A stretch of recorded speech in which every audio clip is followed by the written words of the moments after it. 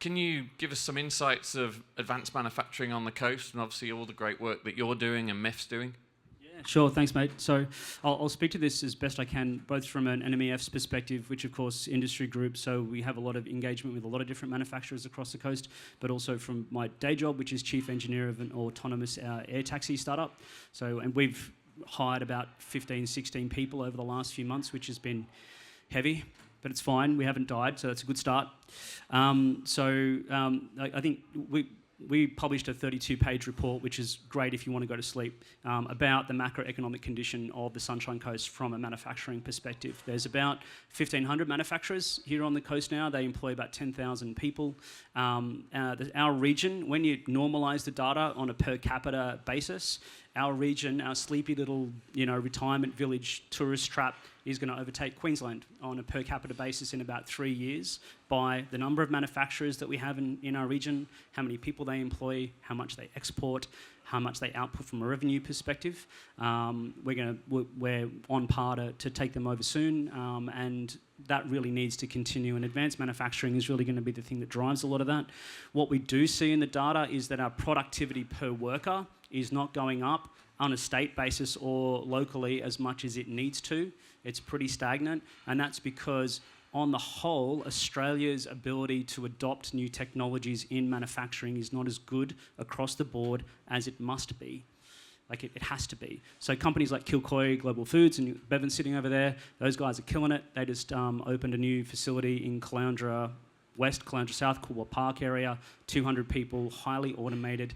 And that automation, what it does, it enables them, enables their people to leverage themselves to produce more at a higher quality level in shorter lead times. And that's really fundamentally what most frontier technologies are doing. So when we talk about advanced manufacturing, whether that's computer vision, or it's robotics and cobotics, or it's generative AI, or it's just digitizing your systems so that you've got a human resource information system so that it does the job of, that's not the right way to say it, that way people feel like their jobs are being taken. It enables people to do significantly more work with the same amount of hours in the day.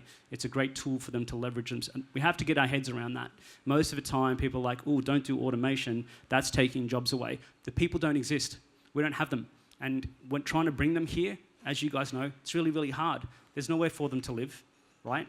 Rents are astronomical, so we have to do things really, really differently. So I don't know if that was more of a rant than an answer. Sorry. But with that evolution of skills changing, what do you think from the audience that we've got? What are the skills that we need our students to have? So for me, there are two really good, clear pathways that we have.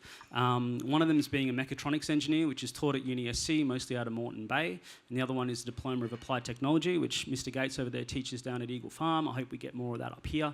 Those, for me, are the two clearest pathways to go and affect change in and around advanced manufacturing in a very direct sense. I wish that our nation taught manufacturing. We don't. That's mental. We don't really teach advanced manufacturing. There are 3 manufacturing engineers on the Sunshine Coast. They all come from some damp island in the north. This guy's one of them. The other one's Gil Harkness from Queensland Government, and the other one's Rob Tomlinson, who's a continuous improvement engineer. We don't teach manufacturing in our country. I think that's mental, personally. I'm slightly biased. So mechatronics and Diploma of Applied Tech is really the go-to as far as that's concerned. There are micro-credentials that are coming out that are very contemporary education in this space. There isn't a lot of it. It's really, really hard, especially the generative AI stuff and cybersecurity and those kinds of things. They move really quickly. But, Cisco, Microsoft, those kinds of organizations have good micro-credentials in those places. What I think industry isn't sophisticated enough to bring people in and try to teach them advanced manufacturing. They're generally just trying to survive and not die. We need an injection of talent really to help industry to be uplifted so that we can be more nationally and globally competitive. Our education system has to lead that. It has to. If you look at what happens through Silicon Valley, between Stanford and the talent coming out of Stanford and then the investment that was attracted to the region, that's what created that cluster. The talent started started that cluster. That was the thing that initiated it. And we know that. We just need to go and do it, which is, I'm not trivializing that. It's really, really hard, but we need to go do it. And so you previously mentioned sort of your day job of creating air taxis, which is bringing that to the coast is just phenomenal. And so congratulations on that. But in your spare time, which you don't have much, you've been doing an amazing project at UniSC with eVTOL. Really love you to expand on that so everyone understands what you're doing. Again, amazing project. Yeah, thank you. So these two things obviously are pretty closely tied together. So the eVTOL student team, so eVTOL stands for Electric Vertical Takeoff and Landing Vehicle. So if you think, you go back to the Future, right, and you've got your DeLorean, and shout out to Robbie and the DeLorean project.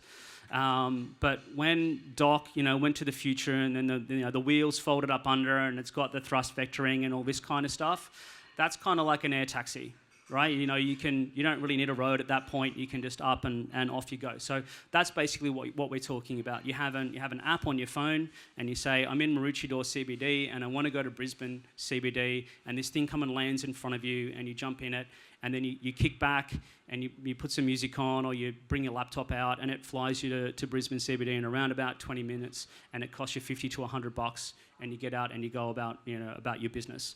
That's the kind of thing that we're trying to develop fundamentally.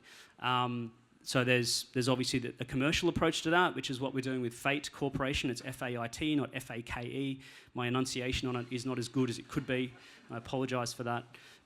That's foreign invested, mostly out of the Middle East and Asia. We couldn't get a whole lot of investment from the Western world. Getting investment in hardware from Western investors is really, really hard, which is another big inhibitor to manufacturers. But what we're doing with the university and with a bunch of local high schools, so Grammar School, Flinders, Nick and the Industry School as well, big partners in this project, is we're developing with students this autonomous air taxi. So there's around about 20 or so of us at the moment. We've got a whole bunch of different industry mentors that we pay to come and spend time mentoring students on how to develop an aircraft, and not just an aircraft, but one that will fly itself fundamentally. So yeah, that's kind of where we're up to. So one of our partners is a fantastic company up in Coolum called One Composite. You guys have probably heard of Zone RV. They're about 200 FTE, Zone RV, but there's about 4 businesses that Dave Bigger owns up there. They have about 400 FTE. They've got the biggest 3D printer in the Southern Hemisphere. It's 25 metres long and 5 metres wide and 2 metres high, and it can punch out about a tonne of plastic print in about half a day or something like that. They don't print parts to put on their caravans and boats and planes or whatever. They print out the tooling. And then you machine the tooling and you lay up composite into the tooling, and then you can make a composite piece, like carbon fibre composite, that's as big as half a car or half a caravan. So instead of having 100 parts that you have to assemble to make your half a caravan, you have 1. That's advanced manufacturing because of how much it reduces the labour component into that piece part. So we're working with them. They're showing the students how to do a whole bunch of stuff, including how to run that big printer and make carbon fibre parts, which we're going to use on this drone, this eVTOL.